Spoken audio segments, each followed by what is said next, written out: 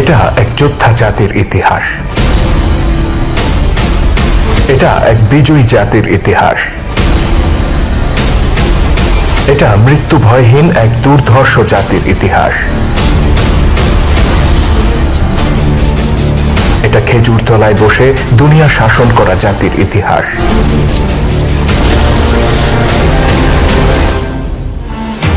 এটা আল্লাহর সত্য দিনকে বিজয়ী করতে পাগল পাড়া একদল মানুষের ইতিহাস।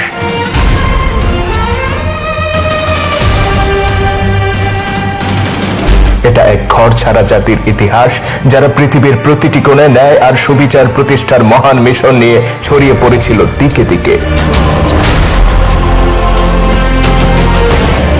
যাদের উত্থান ঘটেছিল জাহিলিয়াতের অন্ধকারে নিমজ্জিত আরব ভূমি থেকে, অথচ প্রজ্বলিত সূর্যের মতো তারা আলোকিত করেছিল সারা পৃথিবীকে।